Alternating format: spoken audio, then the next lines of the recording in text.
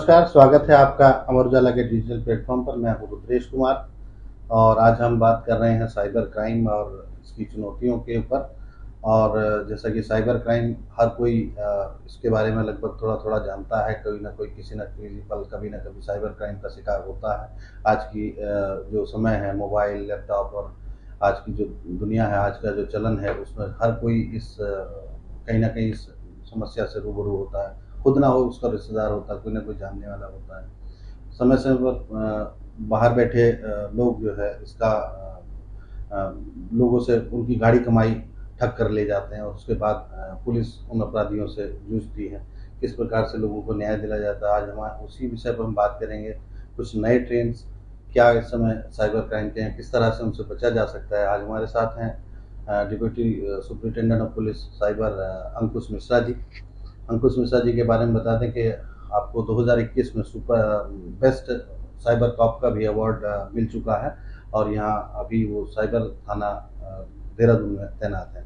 स्वागत है अंकुश मिश्रा जी, डीएसपी अंकुश मिश्रा जी। जितने भी आपके व्यूअर्स हैं उन सभी को नमस्कार, थैंक यू सो मच। तो मैं इस समय थोड़ा सा ये पूछना चाह रहा हूँ कि नए ट्रेंड में बहुत दिनों से एक बात सामने आ रही है, खबरें भी चलती रहती हैं, डिजिटल गिरफ्तारी। इससे लोग वो किस तरह से ये वर्ड आया, क्या उसमें होता है, किस तरह से लोग उससे बचाव कर सकते हैं? जैसे ये सवाल आपने किया, बहुत ही इंपॉर्टेंट और अच्छा सवाल है कि डिजिटल अरेस्ट जो है वो एक जो टर्म इजाद हुआ है, इसका कोई भी लीगल मीनिंग नहीं है, इसको कोई भी लीगल वैलिडिटी नहीं दी गई है। और ये सिर्फ और सिर्फ एक कह सकते हैं कि जिन विक्टिम के साथ इस प्रकार का अपराध होता है, जिसमें उनको व्हाट्सएप के माध्यम से, टेलीग्राम के माध्यम से कोई आंतरिक संपर्क करता है, उसके बाद उनकी स्काइप कॉल पे बात होती है, स्काइप कॉल पे जो उनको वीडियो कॉन्फ्रेंसिंग होती है, तो उनको कहा जाता है कि आपको सर्विलेंस पर रखा गया है या फिर आपको डिजिटली तौर पे गिरफ्तार कर लिया गया है, जहां पे आपको किसी से बात नहीं करनी, आपको अपने सीट से उठना नहीं है, किसी से संपर्क नहीं करना है। तो इस पूरे क्रम में क्या है कि जो ये पूरी प्रणाली है, ठगने की जो एक प्रक्रिया है, उसी को उन्होंने डिजिटल अरेस्ट कह दिया। क्योंकि कई बार जो शिकायतकर्ता हमारे पास शिकायत लेके आता है तो वो वर्ड लिखता है कि मुझे इलेक्ट्रॉनिक माध्यम से गिरफ्तार कर लिया गया, डिजिटली अरेस्ट कर लिया गया। तो वहीं से जब ये टर्म जो है पॉपुलर होता गया, ज्यादा प्रचलित होता गया, तो एक आमूमन एक भाषा में आ गया कि डिजिटल अरेस्ट हो गया। तो जैसे मैंने बोला, लीगल इसका कोई वो नहीं है, पर यस, जो डिजिटल अरेस्ट है वो अपने में एक प्रकार की ठगी है। जहां पे मैं आपके व्यूअर्स को बोलना चाहूंगा, जो कि जागरूकता के लिए बहुत आवश्यक है, कि कोई भी व्यक्ति आपको इस प्रकार से डिजिटल अरेस्ट नहीं कर सकता।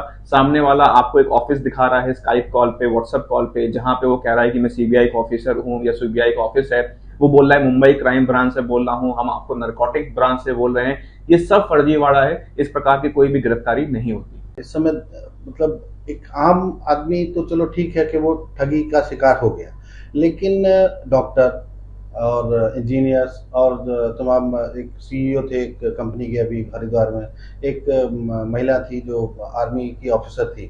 तो ऐसा क्या ट्रिक रहती है कि मतलब वो उनको फंसा लेते हैं और निकलने का, अगर वो करते तो जरूर होंगे प्रयास, वो कहीं ना कहीं समझ होंगे, कब किस समय समझ आती होगी, या उनके पास कोई खास ट्रिक होती है इस तरह की?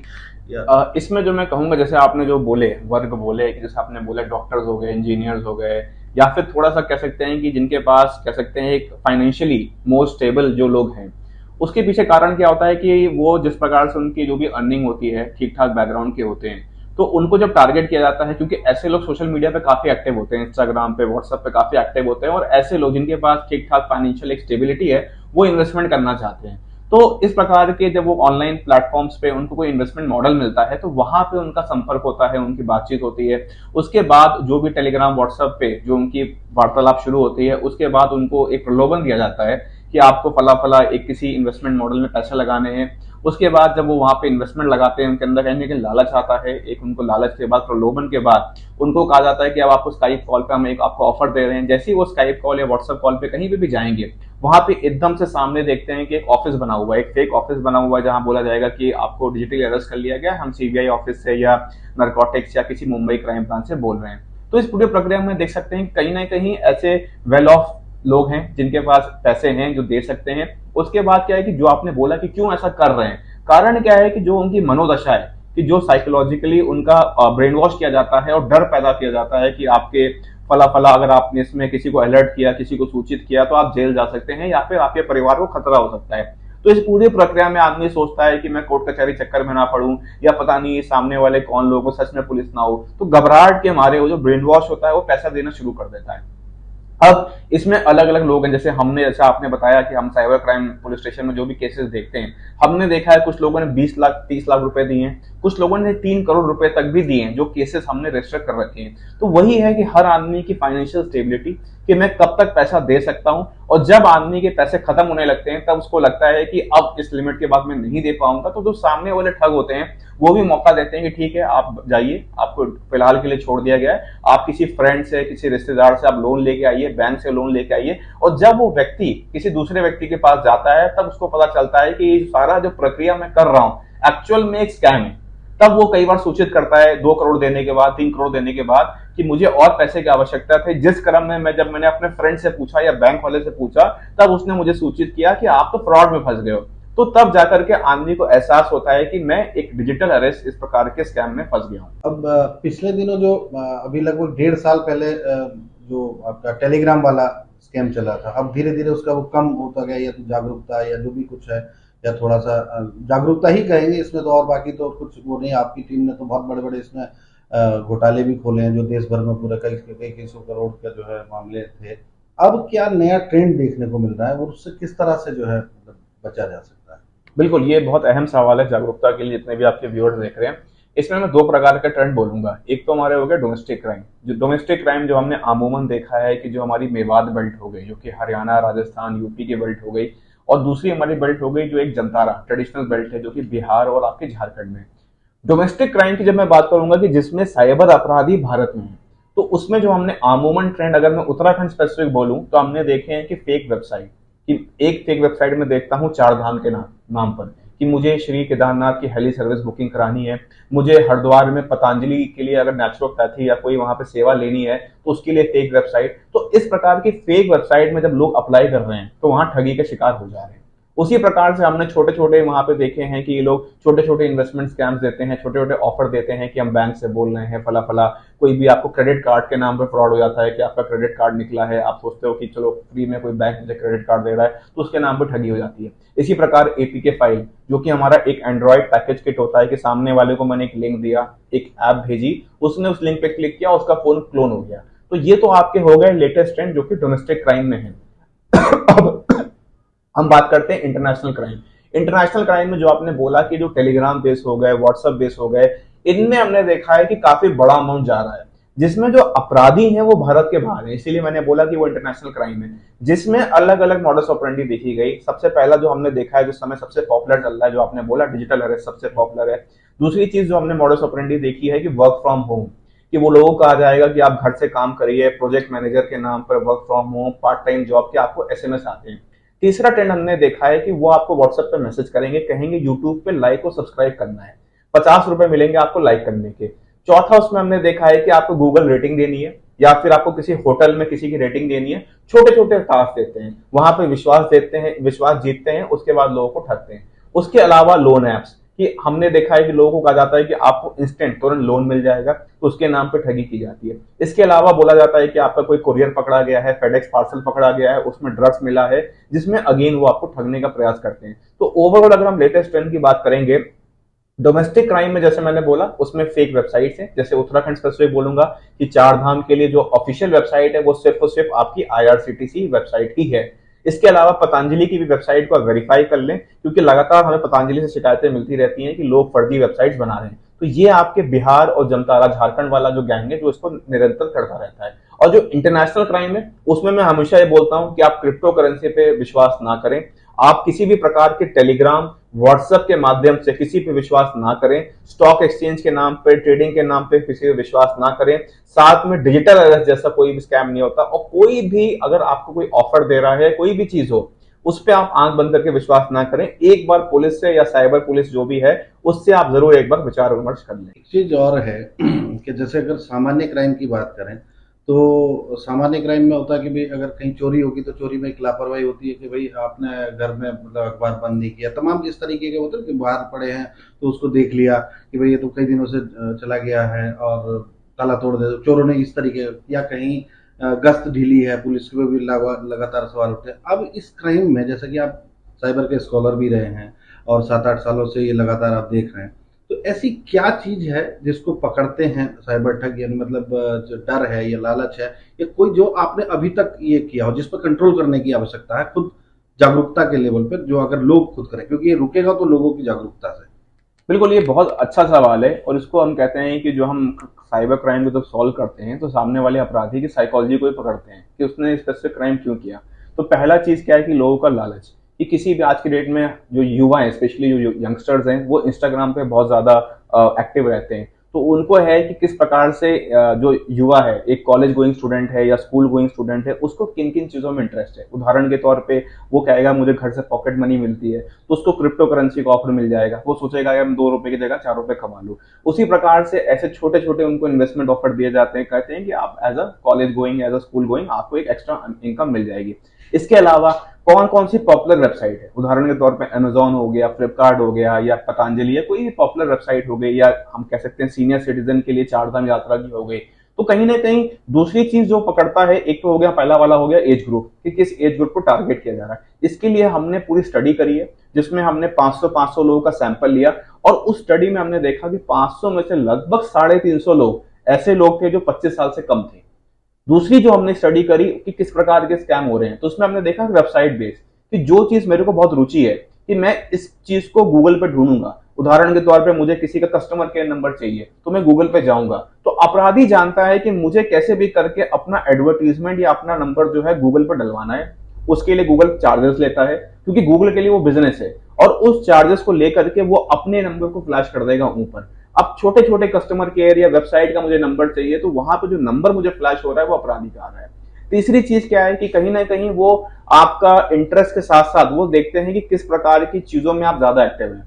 कि हो सकता है कि आप इंस्टाग्राम में किसी चीज को फॉलो करते हो, तो वो आपका इंटरेस्ट देखेगा कि इसको आप फॉलो कर रहे हैं, उसी हिसाब से वो आपको कांटेक्ट करने की कोशिश किया। तो कहीं ना कहीं जो साइबर अपराधी है वो भी लेटेस्ट ट्रेंड के साथ अपने आप को अपडेट करता रहता है और नई नई चीजों पे वो लोग भी वो करते रहते हैं, इनोवेट करते हैं। जैसे मैंने बोला एपीके का नाम लिया, तो उनको बताया गूगल ने एप्स को बहुत ज्यादा सख्ती कर दी है कि आप ऐप्स को अगर आपको गूगल पे डालना है, प्ले स्टोर पर डालना है, तो उसमें बहुत ज्यादा स्ट्रिक्टनेस आ गई है। तो उन्होंने क्या, लोगों को एपीके फाइल सर्कुलेट करना शुरू कर दिया। इसी प्रकार से जो एप्पल फोन होता है उसमें आईपीए फाइल होती है, तो उसको मैंने डाउनलोड किया खट से, वो मेरे फोन में ऐप इंस्टॉल हो गई और मुझे नहीं मालूम कि उसने मुझसे क्या क्या परमिशन ले ली। तो ओवरऑल क्रिमिनल्स जो है अपने आप को लगातार इनोवेट कर रहे हैं। तो पुलिस और क्रिमिनल्स का ये जो कह सकते हैं चूहे बिल्ली वाला गेम है वो लगातार चल रहा है। मैं ये जानना चाह रहा था कि थोड़ा सा जो हमारे स्टूडेंट्स के लिए भी है, जो पढ़ रहे हैं बच्चे और मोबाइल का इस्तेमाल कर रहे हैं, कोई ऐसी सेटिंग जो मतलब जो सामान्य तौर पे हो, जिसको लड़के मतलब बच्चे जानते भी हैं, लेकिन इसको आप अपनी तरफ से एक ऐसा कि जिससे जो है ये इस तरह के जो उनके पास मतलब वो होते हैं वो ना आए। ठीक है, ये जो आपने सवाल किया है बहुत इंपॉर्टेंट है। इसके लिए बोलना चाहूंगा कि अमूमन जो साइबर क्राइम से जो आप कहना चाह रहे हैं, बचने की जो भी हमारे तरीके हैं, उसमें बोलना चाहूंगा कि हमारे सबसे बड़ी जो गलती होती है कि हमारे सिस्टम में एक अपडेट आता है। हम अपने सिस्टम का ऑपरेटिंग सिस्टम लगा लें, मोबाइल का डेस्कटॉप पर लगा लें अपना ऑपरेटिंग सिस्टम, उसको हम अपडेट नहीं करते। दूसरी चीज क्या है कि जो हमारे सॉफ्टवेयर हैं, कई बार व्हाट्सएप अपडेट मांगता है, उसे हम अपडेट नहीं करते। तो जो हमने बोला कि हमारा सिस्टम क्लोन हो जा रहा है, कॉपी हो जा रहा है, सबसे पहली चीज क्या है कि कोई भी जिम्मेदार कंपनी, मोबाइल फोन की हो, लैपटॉप की हो या कोई व्हाट्सएप या कोई सॉफ्टवेयर हो, वो लगातार अपने पैचेस, अपने सॉफ्टवेयर को अपडेट करता रहता है, जो कि अमूमन हम नहीं करते। सोचते हैं कि पता नहीं उससे क्या हो जाएगा। दूसरी चीज की है एंटीवायरस। अमूमन हम लोग एंटीवायरस नहीं रखते। तो जो हमने जो सोफिस्टिकेटेड बड़े क्राइम देखे हैं कि सामने वाले के लैपटॉप में एक मालवेयर, जो एक कह सकते हैं वायरस आ रखा था, जो कि कई सालों से आ रखा है, परंतु उसने कहीं ना कहीं पैसे बचाने के लिए या किसी भी कारण से एंटीवायरस लेटेस्ट नहीं रखा, वो कमी होती है। तीसरी चीज क्या है कि सबसे इंपॉर्टेंट है हम जागरूकता नहीं लेते, क्योंकि हमें सबसे बड़ा जो साइबर क्राइम होने का कारण जो है, इस समय साइबर क्राइम भारत की सबसे बड़ी चुनौती है। कारण क्या है, हम सबको लगता है कि हमारे साथ साइबर क्राइम नहीं हो सकता। हम सबको लगता है कि हम इतने पढ़े लिखे हैं तो हमारे साथ ये फाइनेंशियल फ्रॉड नहीं होगा। परंतु जो हम कई बार पुलिस की जो पाठशाला जो आप करवाते हैं और कई बार हम लगातार अवेयरनेस करते रहते हैं स्कूल्स में, कॉलेजेस में, हमेशा हम ये बोलते हैं कि 100 प्रकार के, विभिन्न प्रकार के साइबर क्राइम है जहां पे आपको निरंतर जागरूकता लेनी है। और सबसे इंपॉर्टेंट चीज है जो कि बहुत ही दुर्भाग्यपूर्ण कह सकते हैं कि हम व्यक्तिगत तौर पर जागरूकता ले लेते हैं, परंतु समाज में उसको फॉरवर्ड नहीं करते, स्प्रेड नहीं करते, जिस कारण से आज भी समाज में कई ऐसे गरीब लोग हैं, कई ऐसे गरीब वर्ग हैं जिन तक अवेयरनेस नहीं पहुंचती और उनके साथ साइबर ठगी हो जाती है। तो कुछ लोग जो हैं स्पेसिफिकली छोटे छोटे साइबर क्राइम में फंस जाते हैं, जहां हमने देखा है 5,000 रुपए चले गए, 10,000 रुपए चले गए किसी गरीब आदमी के। और वहीं बड़े क्राइम में जो मैं बोलूंगा जिसमें बड़ा अमाउंट गया वो लालच स्पेसिफिक गया, कि उसको लालच ज्यादा थे कि मैंने इन्वेस्टमेंट कर दिया। तो कहीं ना कहीं मैं आप सबके जितने भी श्रोता हैं, जितने भी दर्शक है, उन सबसे मेरी एक विनम्र अनुरोध है कि भारत सरकार का हेल्पलाइन नंबर है 1930। इस 1930 पे जितनी जल्दी हो सके आप अपनी शिकायत को दर्ज कराएं, क्योंकि इनिशियल कुछ गोल्डन मिनट्स होते हैं, गोल्डन आवर होता है, जहां आपके पैसे बचने की संभावना होती है। उसके बाद अगर आप काफी डिले करके अगर आप पुलिस स्टेशन जाएंगे या कंप्लेन को दर्ज कराएंगे तो आपका पैसा बचाना उतना ही बहुत बड़ी चुनौती बन जाएगा। उत्तराखंड पुलिस की तरफ से आपकी जो अपील हो इस बारे में, हालांकि आपने सब चीजें बता दी हैं, लेकिन अब बिल्कुल, जिसमें हम उत्तराखंड जो साइबर हमारा पुलिस स्टेशन है और जो साइबर क्राइम हम देखते हैं उनकी तरफ से हमारी अपील, जो सर्वप्रथम अपील है कि सबसे ज्यादा आप अवेयरनेस लीजिए, जागरूकता लीजिए, लगातार आप स्वयं भी जागरूक हुई और समाज में भी जागरूकता को फैलाइए। दूसरी चीज क्या है कि साइबर पुलिस लगातार मेहनत कर रही है, जिसमें आपको कभी भी अगर जागरूकता लेनी है अपने लिए, अपने ऑफिस कलीग के लिए, अपने फ्रेंड्स के लिए, अपने रिलेटिव्स के लिए, अपने सीनियर सिटीजन के लिए, तो आप हमें एक लेटर भेज सकते हैं कि डेट, टाइम और वेन्यू, वहां पे हमारी टीम अगर ऑफलाइन आ सकती है तो हमारी टीम आकर के जागरूकता क्लास करा देगी। और अगर हम नहीं आ सकते, कोई ऐसी जिला है जहां पे हम नहीं पहुंच पा रहे टाइम से, तो हम आपको ऑनलाइन क्लासेस ले लेंगे। साथ में कई बार सीनियर सिटीजन होते हैं, वो मुझे रिक्वेस्ट करते हैं तो मैं संडे को भी क्लासेस लेता हूं। तो मुझे कोई नहीं है, at the end of the day आप संडे को रात में 9 बजे भी अगर मुझे या मेरी टीम को आप बोलेंगे तो मैं ऑनलाइन क्लास लेने को तैयार हूं। दूसरी चीज जो संदेश है वो है 1930। कभी भी आपके साथ कोई ठगी होती है तो आप ज्यादा से ज्यादा 1930 का प्रचार प्रसार करें। 1930 पे आपको रिपोर्टिंग करनी है। तीसरी चीज, इसमें मैं महिलाओं और बच्चे स्पेसिफिक बोलूंगा कि आज भी समाज में महिलाओं में या बच्चों में कहीं ना कहीं एक हिचक है कि हम साइबर क्राइम, कि आपको कोई साइबर ब्लैकमेल कर रहा है, साइबर एक्सटॉर्शन कर रहा है, साइबर मॉर्फिंग कर रहा है, साइबर स्टॉकिंग कर रहा है, इन सारी चीजों की कंप्लेन जो है आज भी पुलिस में जाने से हिचकते हैं। तो इसमें बोलना चाहूंगा कि भारत सरकार ने जो प्रणाली बना रखी है और जो साइबर पुलिस का जो हमारा कार्य करने का तरीका है, उसमें किसी भी महिला या किसी भी बच्चे की जो गोपनीयता रखना है वो हमारा फर्ज है, हमारी जिम्मेदारी है। तो बिना हिचक के आप इस प्रकार की फेक प्रोफाइल्स या कोई भी व्यक्ति अगर आपको हैरेस कर रहा है, आप उसकी शिकायत दर्ज कर सकते हैं। परंतु उसमें अपील बस हमारी यही है, रिक्वेस्ट हमारी यही है कि हमेशा स्क्रीनशॉट रखना चाहिए। किसी भी व्यक्ति को अगर आप ऑनलाइन ब्लॉक कर देंगे तो उसकी व्हाट्सएप चैट डिलीट हो जाती है। किसी को आप इंस्टाग्राम में ब्लॉक कर देंगे तो उसकी इंस्टाग्राम चैट डिलीट हो जाती है। तो कानून जो है सबूतों पर चलता है। तो आप सबसे मेरा रिक्वेस्ट ये है कि कभी भी कोई भी अपराध हो, फाइनेंशियल क्राइम हो या नॉन फाइनेंशियल क्राइम हो, आपको कोई परेशान कर रहा है या आपने किसी को पैसे दे दिए, दोनों ही क्रम में आपसे आवश्यकता है कि आप स्क्रीनशॉट लाइए, जो जो आपने ट्रांजेक्शन्स करे हैं उसका रिकॉर्ड लाइए, बैंक स्टेटमेंट लाइए। जितने ज्यादा आप एविडेंसेस ला सकते हैं वो आपके केस को स्ट्रॉन्ग करेगा। और ज्यादा से ज्यादा इस प्रकार के मामलों को दर्ज कराएं तो उससे हम इफेक्टिवली, हो सकता है आपकी कंप्लेन की वजह से कई लोगों को हम ठगी से बचा सके। साथ डीएसपी अंकुश मिश्रा जी, धन्यवाद आपका। मिश्रा जी, आप हमारे ऑफिस आए और इतनी महत्वपूर्ण जानकारी दी। मैं दर्शकों से अनुरोध करूंगा कि आप हमारी इस वीडियो पर कमेंट करें, क्या जानकारी आपको और चाहिए। हम आपके साइबर थाने पहुंच करके इनसे अलग से फिर बात करके दूसरी वीडियो भी इसमें अपलोड करेंगे। धन्यवाद। अगर आप ये वीडियो YouTube पर देख रहे हैं तो हमारे चैनल को सब्सक्राइब करें और बेल आइकन को दबाना ना भूलें। अगर आप Facebook पर ये वीडियो देख रहे हैं तो हमारे पेज को लाइक करें।